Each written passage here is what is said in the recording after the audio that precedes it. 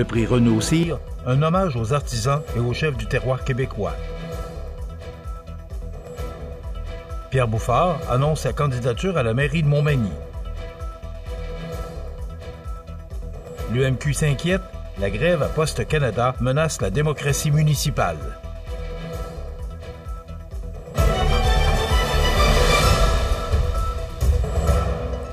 Mercredi, première journée du mois d'octobre 2025. Bonjour mesdames et messieurs et bienvenue à votre bulletin d'actualité sur le réseau de télévision CMA TV.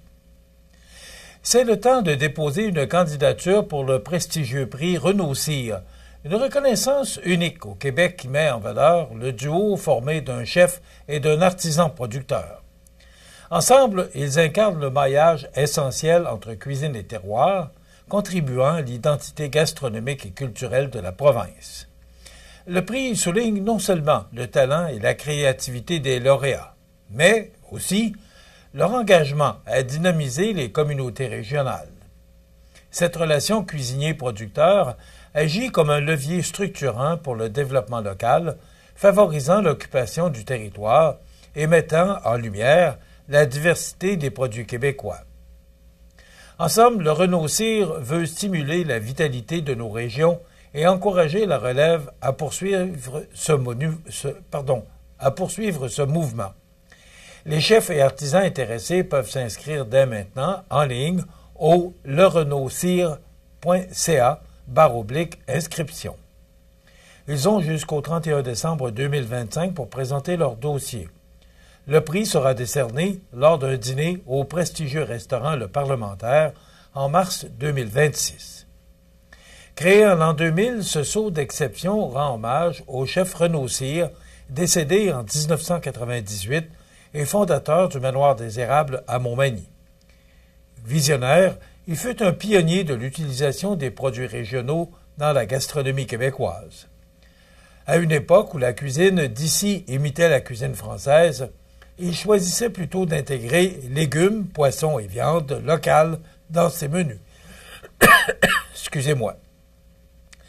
Un geste audacieux qui a contribué à faire reconnaître la richesse et l'authenticité du terroir québécois.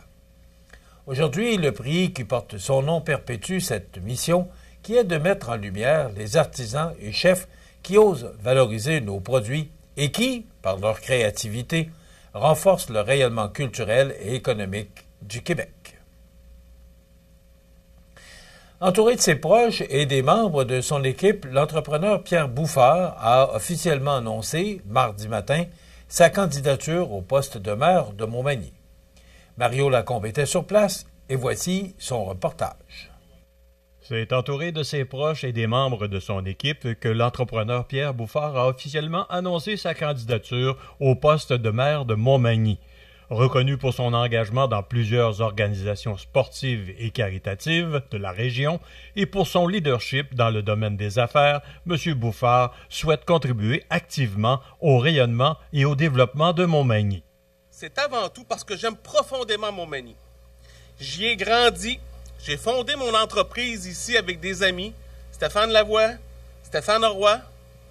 Par mes implications, j'ai développé des relations humaines qui ont été marquantes et bénéfiques dans mon parcours professionnel et personnel. En tenant compte de la population vieillissante de Montmagny, dont 49 % est représentée par les 50 ans et plus, M. Bouffard nous parle de ses objectifs concernant ce groupe de personnes qui vont avoir des besoins spécifiques dans les années à venir. Bien sûr, on n'exclut personne. Ce qu'on veut, c'est d'avoir des résidences qui vont offrir, quand je vous disais tantôt, là, de parler de promoteurs ou des entrepreneurs pour construire des maisons. C'est justement pour ça, parce que j'ai déjà rencontré des personnes qui m'ont dit qu'ils devaient quitter pour Lévis parce qu'il n'y avait pas d'offre résidentielle pour eux lorsqu'ils vendent leur maison. Bien, je vais travailler fort pour qu'on puisse offrir ce genre de résidence-là pour ces gens-là, parce que c'est très important qu'on puisse garder notre population active qui sont présentes ici. On parle de famille des jeunes, mais il faut garder aussi nos personnes retraitées ici parce que sont très importants pour notre communauté. Une des priorités du programme de M. Bouffard est agir comme facilitateur pour une économie forte.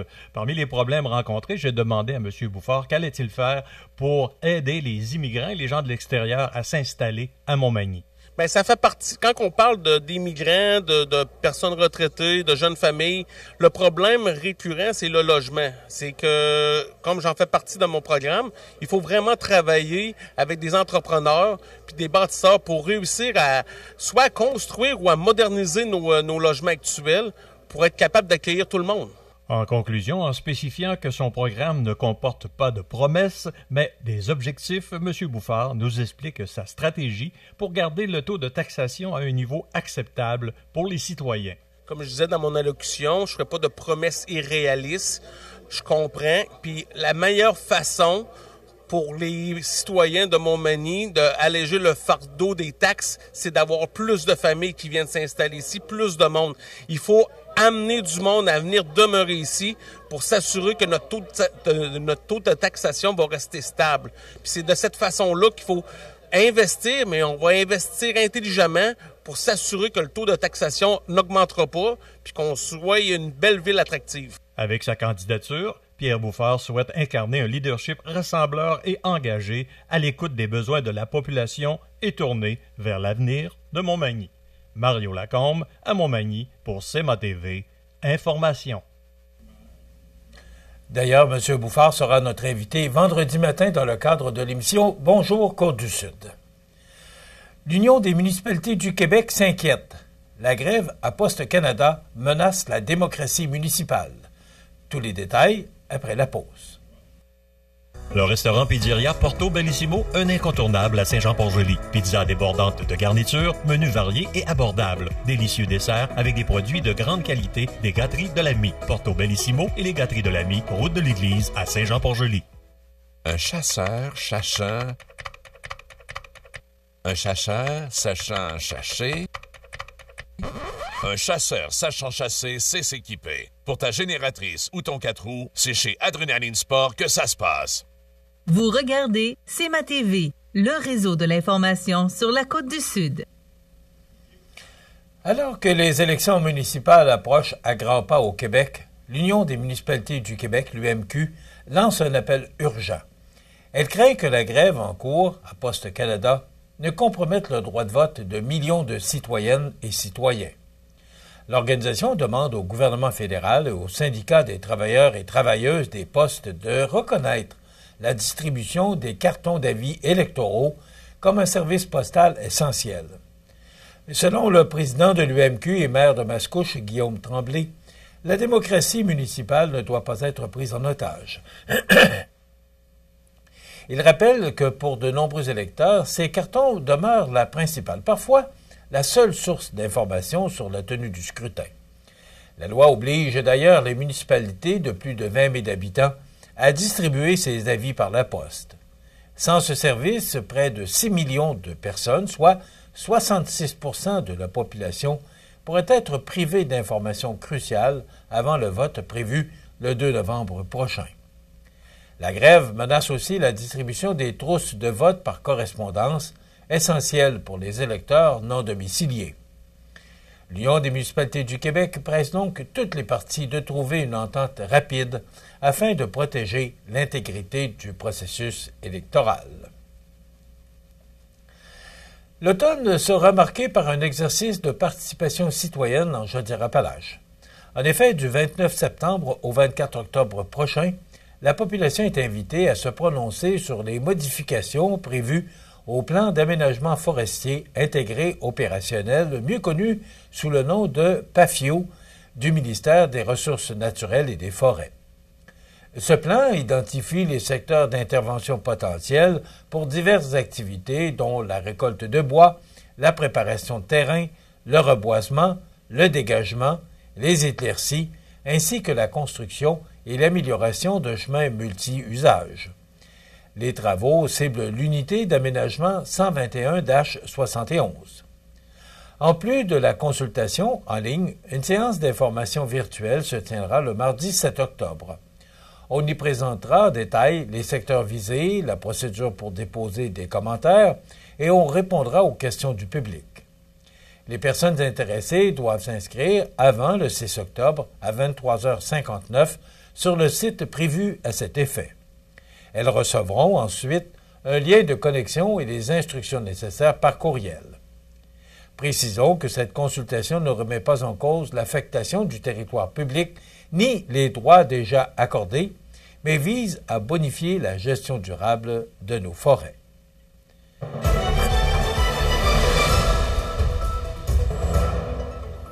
Au sport, la Ligue de hockey Côte-Sud a lancé sa saison 2025-2026 le week-end dernier avec 2 matchs d'ouverture riches en émotions. À Sainte-Marie, devant 550 spectateurs réunis au Centre Castel, le Plastic Mort de Saint-Damien a comblé un déficit de 2 buts pour finalement l'emporter 5-2 sur le Giovannina. Après avoir vu Nicolas Letourneau et Olivier Beaulieu donner les devants aux locaux en première période, l'attaque belchassoise a répliqué avec brio. Marc-Antoine Houd a réduit l'écart en deuxième avant que Raphaël Corriveau, Dylan Asselin, Racine et Houd lui-même, renversant complètement la vapeur en troisième. Corriveau a scellé l'issue dans un filet désert.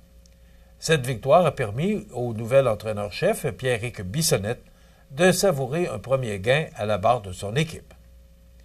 Pendant ce temps, à Saint-Charles, le pavage Jéricho de Saint-Jean-Port-Joli a fait une entrée fracassante en battant les Éperviers 6-1. Julien Hébert s'est particulièrement illustré avec un tour du chapeau, alors que Jean-Sébastien Boudreau et Louis-Charles Hallé ont aussi contribué à cette domination. Nathan Caron a sauvé l'honneur des locaux en troisième période, mais le Jéricho était déjà bien en contrôle. Sur le plan individuel, Marc-Antoine Houd du Plastic Mort a été nommé première étoile de la semaine grâce à ses 2 buts et 2 aides. Julien Hébert a reçu la deuxième étoile avec son tour du chapeau, tandis que le gardien William Boily, auteur de 33 arrêts, a complété le trio d'honneur. La saison se poursuit le week-end prochain avec 4 matchs au programme. Le vendredi 3 octobre, les Hunters de Saint-Prosper, le Family Prix de Saint-Joseph et les Mercenaires de l'Aulbinière entreront en action, tandis que le Plastic Mort accueillera le Décor Mercier de Montmagny samedi soir à Saint-Damien. 2 athlètes de Lillet se démarquent tant chez eux qu'ailleurs au Québec. En effet, le 27 septembre dernier, lors de la course de Lillet, Aurélie Poitras et Thomas Mathurin, couple dans la vie, ont tous deux décroché la première position aux 10 km. Aurélie a franchi la ligne d'arrivée en 43 minutes 48 secondes, tandis que Thomas a signé un impressionnant 35 minutes 40 secondes. Mais leurs exploits ne s'arrêtent pas là. Quelques semaines plus tôt, le 5 septembre, Thomas participait pour la première fois à l'Ultra Trail Hurricane, une épreuve d'endurance extrême de 125 km en forêt, disputée en plus de nuit dans Charlevoix. Il a terminé 8e sur 169 coureurs avec un temps remarquable de 17 heures et 8 minutes. Faut le faire. Une performance qui a surpris plusieurs habitués de ce calibre de compétition. De son côté, Aurélie a pris part au marathon de Verdun le 14 septembre, son tout premier marathon. Elle y a décroché la 5e place chez les femmes grâce à un chrono de 3h31 minutes. Son objectif à long terme est une qualification au prestigieux marathon de Boston. Leur secret est la discipline sans faille et un entraînement constant, peu importe les conditions, la pluie, le vent, la neige ou la glace. Félicitations à ce couple inspirant qui fait rayonner Lillet sur la scène sportive. Voilà qui complète ce bulletin d'actualité du mercredi 1er octobre. Dans un moment, les prévisions de la météo et le menu de cette émission du 1er octobre. On aura pour vous la chronique culturelle des arts de la scène dans quelques instants. Et on reçoit M. François Duguay, ou Diguay, qui est candidat à la mairie de Saint-Aubert.